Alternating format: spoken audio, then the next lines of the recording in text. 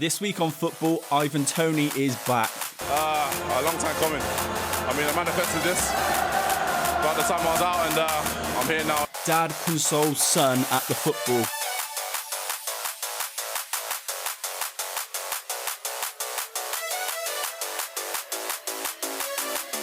Milan leave the pitch after racist abuse.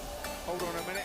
You fully have to respect and go along with Mike Magnon's decision to walk away from the field right now. Troy Deeney sacked.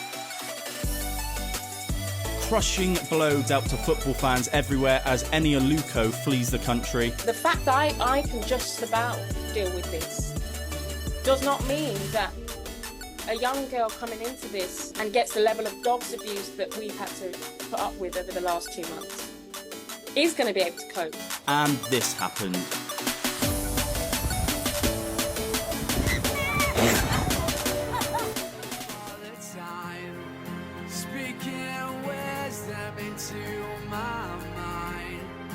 Tell me stories of all that are great. Cherish these days before it's too late.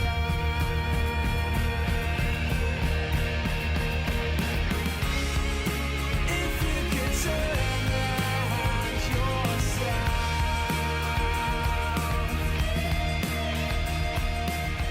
Hello everyone, welcome to another episode of Goalposts for Jumpers. It is me, your host Alex. I am by myself this week, no Baker. You're either really happy about that or you're absolutely gutted. Coming up on this week's episode, I'm finally going to be reviewing your TikTok submissions. I'm going to be doing a 2 lies and a truth as well as usual. I have got a little weekend treble that I'm going to do. So I'm going to be doing a new feature, which is my weekend treble. Every week we're going to track its progress. We're going to see how close we get and hopefully you lot get involved. Only a tenner, nothing silly.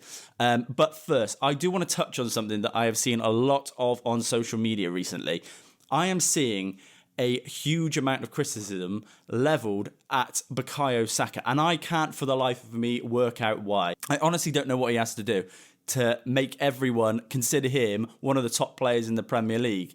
I just want to remind everyone, this is a guy who's 22 years old. He is not in his peak. He's far from it. And he's at this level already. The only thing I can think of, the reason why he gets the criticism is because he's an Arsenal player.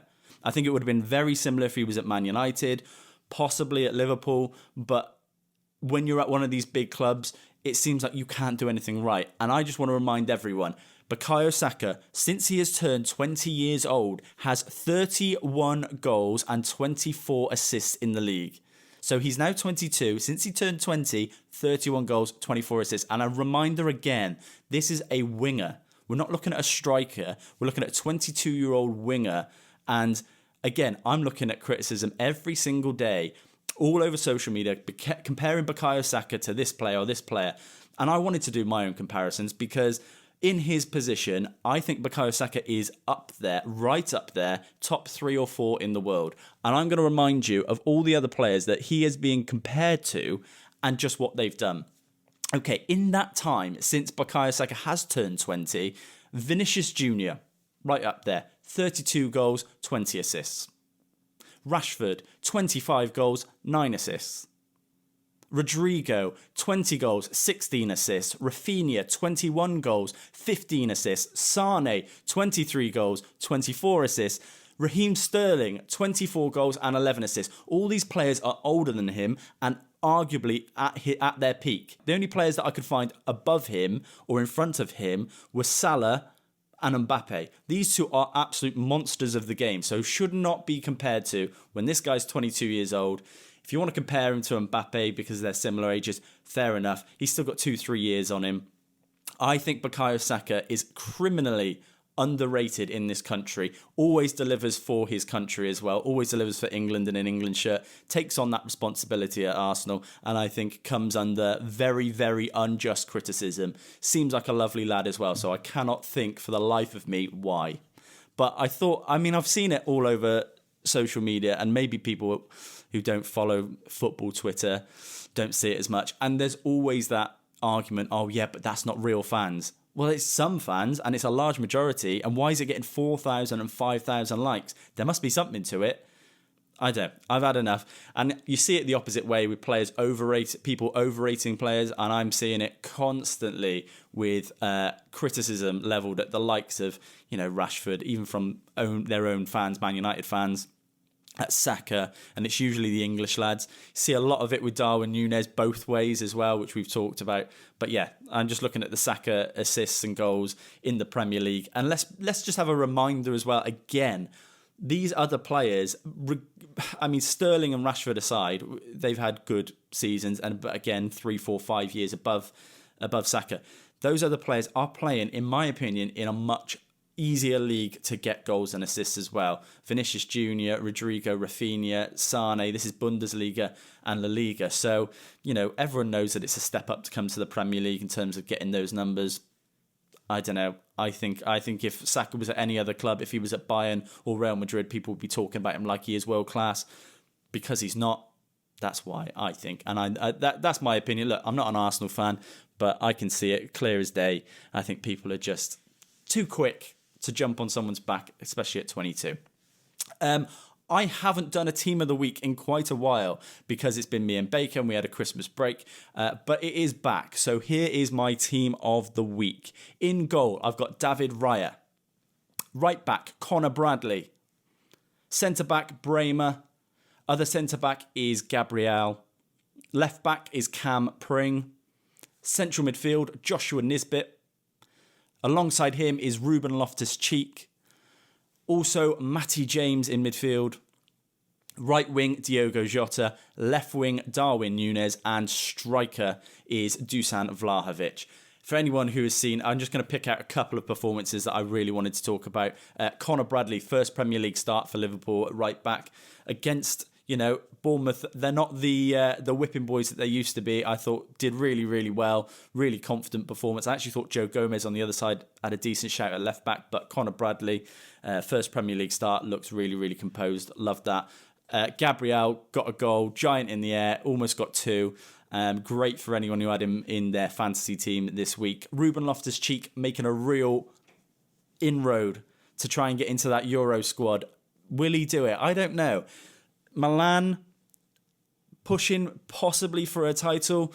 It's going to be tough for them to catch Inter or Juve, but at this stage, Ruben Loftus-Cheek seems to be every single week Milan's better player, or at least one of the better players.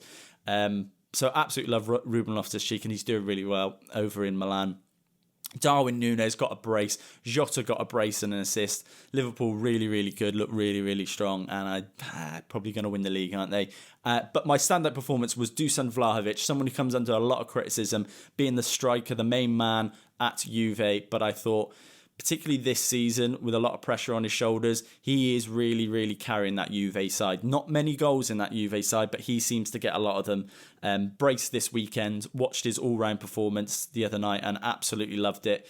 Hold-up play was brilliant, always brings other players into play. On the quick counter-attacks as well, you can pop the ball into him, he'll hold it, he'll give it, which is a big thing that I think a lot of Premier League teams are lacking nowadays. We used to have players like that. We had the Andy Coles, the Alan Shearers, the players that you could pop the ball up and it's going to stick. Van Persie was brilliant at it as well. We don't seem to have that much anymore. I mean, Dominic Calvert-Lewin aside, I can't think of many strikers where you can pop the ball up to them. Ivan Toney's back now. He's one of them. I think it's something that teams like Arsenal and maybe Man United in particular do miss out on, having someone that they can kind of work towards, get the ball up to, play off. But Dusan Vlahovic, you can see why Arsenal and Man United were linked with him, because he would be absolutely perfect for them. But that was my team of the week. Hope you agree. If you don't, let me know in the comments, of course. Right, we're going to do a 2 lies and a truth. 2 lies and a truth. 2 Lies and Truth is the part of the show where I tell you 3 stories, 3 crazy football stories. 2 are lies, 1 is true. You have to guess which one is true. Starting off with story number 1.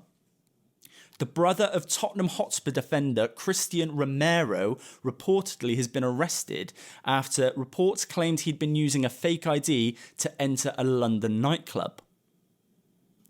Story number 2. Host of The Chase, Bradley Walsh, once managed to make 5 appearances as a footballer for Barnet after being sent out on loan by Brentford. Or story number 3, a leak within TalkSport has suggested controversial pundit Gabby Agbonlahor is due to be sacked from the show following a record number of listener complaints. Interesting. Which one is the true story? You have to guess. I'm going to reveal the answer at the end of the show. The new feature, guys, that I want to do every week. It's my weekend treble. People have asked me to do this right from the start, actually, and I've kind of held off, and I thought, look, I don't want to encourage people gambling, but everyone does. Everyone puts a fiver on here and there. Why not put a tenner on my weekend treble? This is next week's weekend treble. So if you're listening to this before the weekend, make sure you get on it. If you're not, then you can see exactly how it has gone and how it has failed or succeeded. So the first bet for the weekend treble, this is 3 guaranteed definites that you can put your money on and you know it's safe. Juve over 1.5 goals. The second, Bolton to win away at Carlisle. The third, Notts County versus Barrow over 2.5 goals. Now, £10 returns you £42. For everyone who likes their low stakes, tenner on, 42 back. That gets you a free takeaway for you and the missus at the weekend, or gets you a couple of FIFA points if you're still somehow playing EAFC. Next, we are going to be doing TikTok submissions. We have missed, there are literally hundreds to go through, so you'll have to bear with me. I'm not going to do all of them, guys, but I really appreciate you sending them in. It's obviously been a while since we've done it, so they have built up. Right, okay, let's get some TikTok submissions going.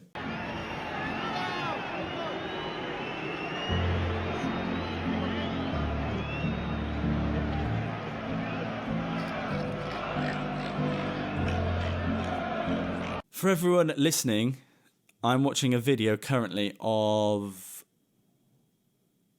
fans brushing their teeth while the game's going on. I don't know. What can I...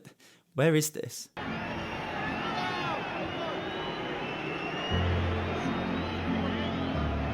can't work out where this is, what stadium this is. Is it Everton? What's going on?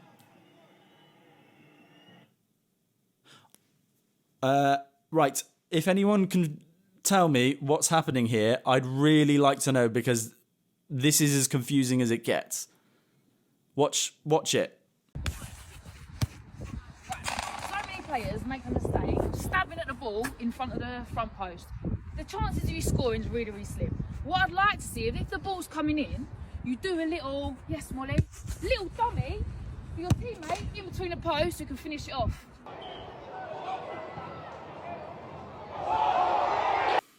It's not that that's a bad bit of advice, but it's almost like, well, she is saying what I'd like to see is you doing a dummy. So every time the ball comes across the near post, you do a dummy. I don't know, man. I don't know, it's dumb, that. Name's Angel Gomes. I'm from Manchester. I'm 16. I play for Manchester United Football Club, and I've been struggling really with injuries. I was having injuries around my hip and groin, which was affecting me playing, and also I suffered a ankle injury not long ago, which was affecting me playing and kept me out for a long time. These injuries were coming at hard times for me, times when I was having a breakthrough, or times when I had to go to a tournament or playing games. These injuries would happen quite frequent. As well as playing for Man United, I also represent... This is a video of 16-year-old, at the time, 16-year-old Angel Gomes. I think he was like 16, when he's trying to break through at Man United. And he goes to a healing doctor. And can I just say, since then, he's kind of established a pretty solid career. I mean, he had a difficult spell. I think he went to Boa Vista and then Lille. But you could see in the under-21 squad, the role he plays in that kind of deep blind central midfield role where the ball comes into him, he receives it on the half-turn and starts play and progresses play. That's the sort of player that Man United actually kind of needed. And we let him go and kept some horrendous players instead. I think a lot of people have been sleeping on Angel Gomes. Silently going about his career. Looks a really accomplished, like I said, a really accomplished midfielder.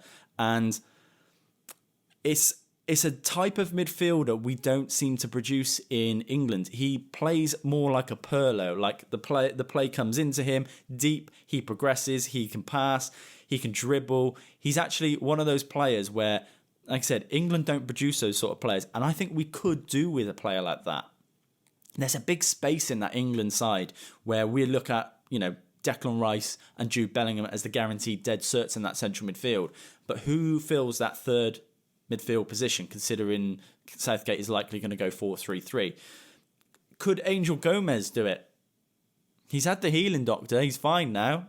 He's, had some really good performances at the under-21s level. Could he make the step up? I don't know. I've always wanted to see Phil Foden in that position, that third central midfield position. I think he'd be brilliant.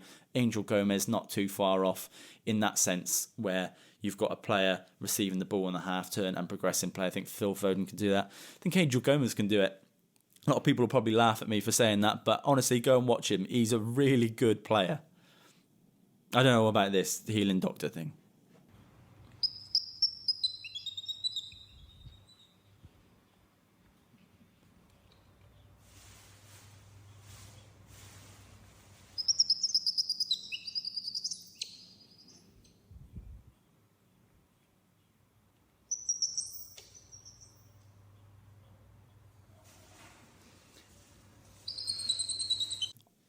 I would pay all sorts of money just to know what is going through Green Monkey's head there. He's concerned. He's kind of like this. He has full-on expressions. I want to know what he's thinking. What's it? He's obviously thinking. He's obviously thinking about something, like contemplating existence. Look at him. You can't tell me there's not something going on in Green Monkey's head. Something is happening. He is considering life. He's thinking about his car insurance. He's considering something. Maybe he's plotting to take over the world. Maybe this is the beginning. Planet of the Apes. Stop dressing monkeys up.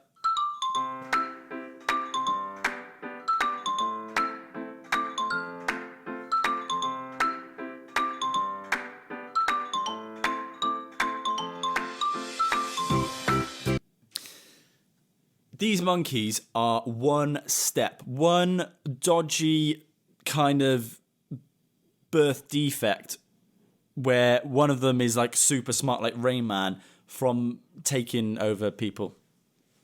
Look, he's got a backpack on. And he likes it. It looks like it suits him. Guys, I'm watching another monkey. I'm going to have to...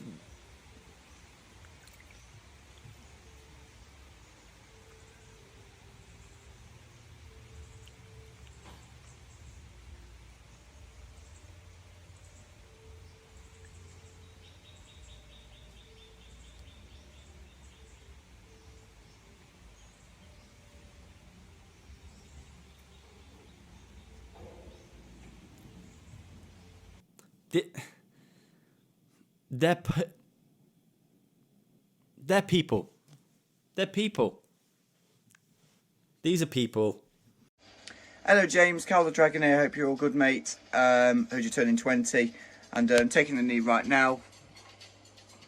Yeah, have a good birthday mate. Well, I've heard it wasn't a good one. I've apparently got racist abuse. Don't accept that mate, absolutely not. But yeah, keep going mate, keep going strong and enjoy the watermelon flavoured cake. This is quite cruel on Cal the Dragon because he doesn't know what he doesn't know, does he? He's trying, but he doesn't know. I mean, he's taking the knee.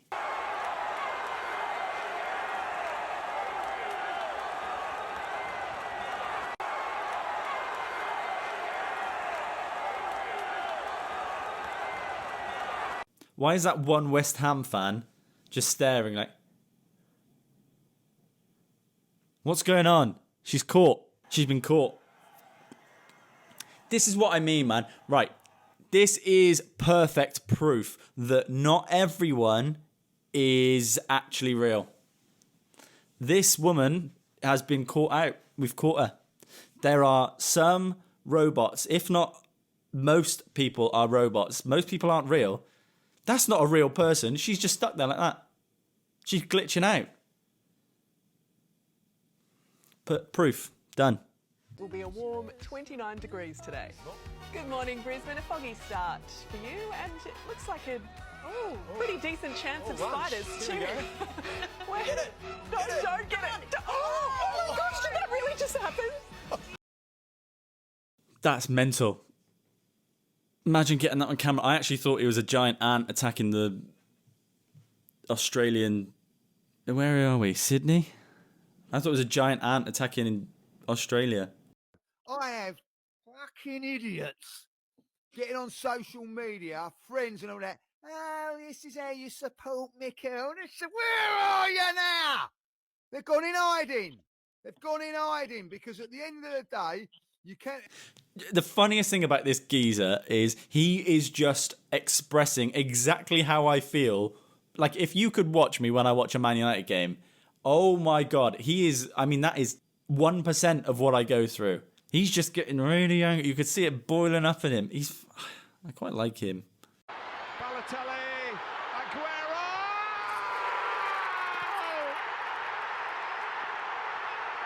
I swear you'll never see anything like this ever again. So watch it, drink it in. 2 goals in added time for Manchester City to snatch the title away from... That's magic. That's magic. As if the Nans pulled out a bouncer right at the end. Aguero moment. Hoyland, my brother, a ball over that line is a goal.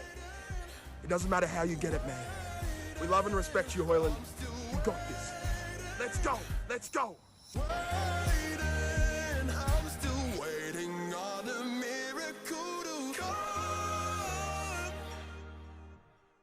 Kicks exactly as I would have expected him to kick a ball. He seems like a really nice guy, and obviously, if anyone doesn't know, this guy is someone who does... he kind of looks like Hoyland, to be fair, but he's been going viral because Hoyland hasn't scored, and every time Hoyland doesn't score, you see his face all over Twitter. Well, Hoyland has scored now, and it's kind of killed his career, bless him.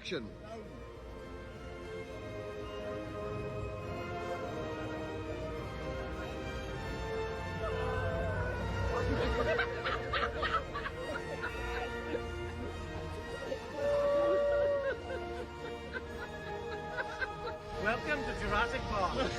Rate that commitment. That's class. So this was the house we lived in.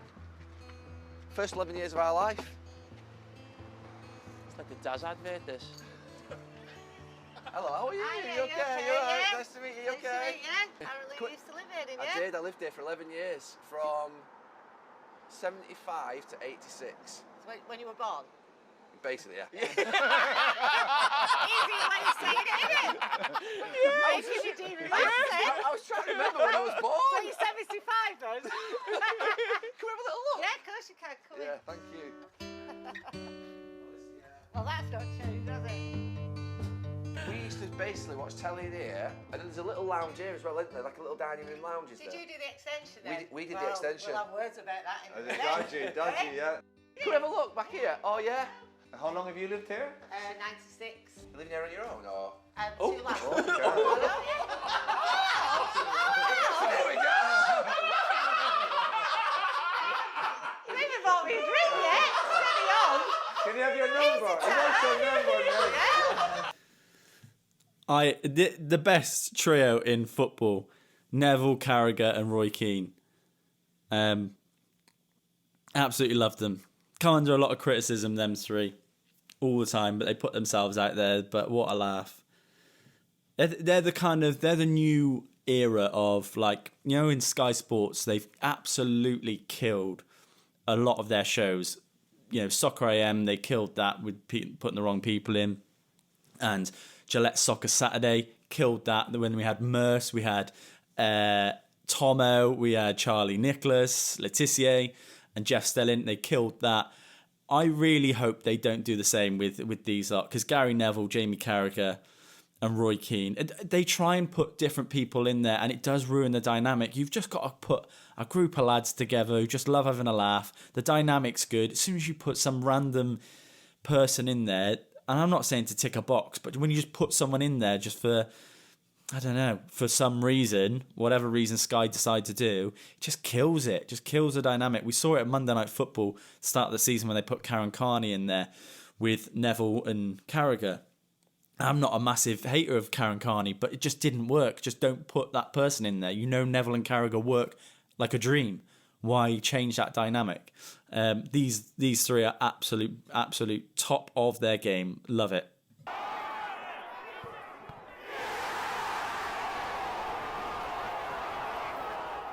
Just as Hartlepool think they're back in the game, a linesman's flag saves the Wanderers. And even though it was a heart-stopping moment, it was well worth it, if only for the reaction of the home fans behind Mark's dugout.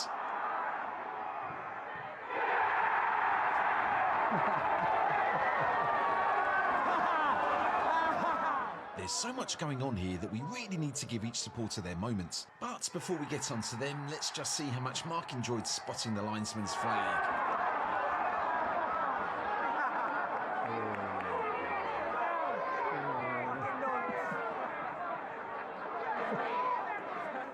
These two are by far the angriest and therefore the most disappointed. These two embrace for a moment of pure unbridled joy. This young man feels wrath and shame in equal measure. This chap makes a very swift retreat.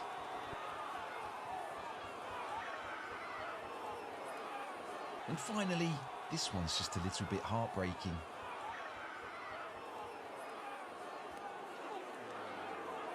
The guy in the black is trying to grass Mark up to the fourth official for presumably winding him up.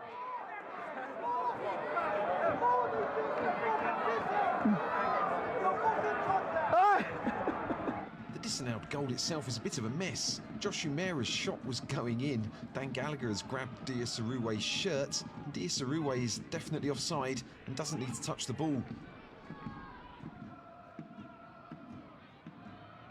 That, hang it in the Louvre. The Louvre. Hang it in the Louvre. Louvre. It's French. The Louvre. That is brilliant. Because this is the thing with football supporters. If you're going to give it, you've got to take it. You've got to take it. You know when you see players go and celebrate in front of fans? I don't mind that at all. I think that is all part and parcel. If you're going to give it and then a player scores and comes and celebrates, just take it. These fans are absolutely livid. Because this Mark, is it Mark? The Dorking manager is brilliant, by the way. I've seen loads of him, particularly on TikTok. But just proper, old school, down to earth, proper lad, but loves his football. Great manager. He's taken Dorking a long way as well.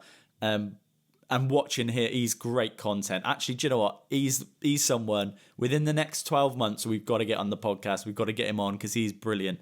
And he's giving it back to the fans. It's all fun and games. It's all a laugh. Fans don't take it that way. They think it's they're trying to grass him up to a official and stuff like that. Take it. But that's brilliant.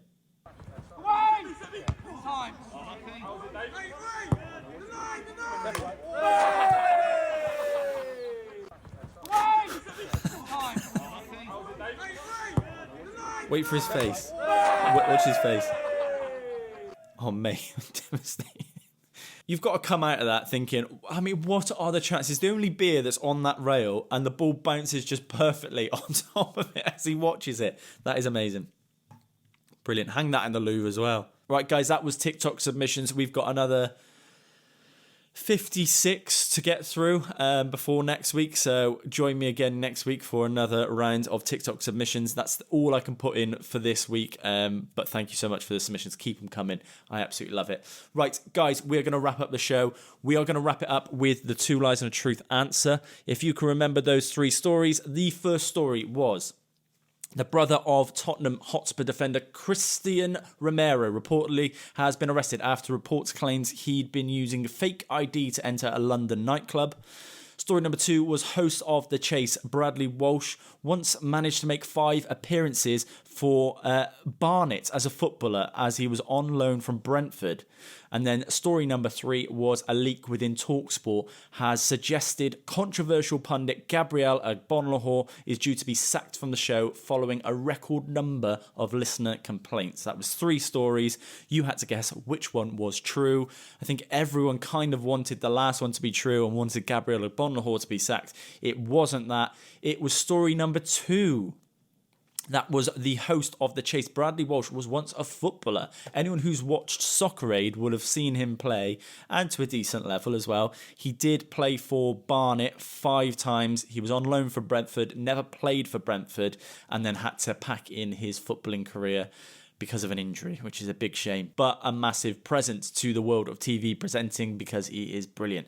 Right, guys, thank you so much for tuning in. It has been a pleasure. I am back every single Wednesday. You will see me. Sometimes you'll see Baker sat there. Sometimes you'll see someone else, a guest sat there. We have got some guests coming up, so stay tuned for it. Anyone who is watching this video, I really appreciate if you do like it. I know it doesn't take much, but some people do miss it. So just a little like and a subscribe if you're not already subscribed. We massively appreciate it. It does absolute wonders for our channel when you just like it, because it then pushes out to more people who like football content, and then we grow as a channel. Have a great week. See you again next week. Speaking wisdom into my mind. Tell me stories of all that are great.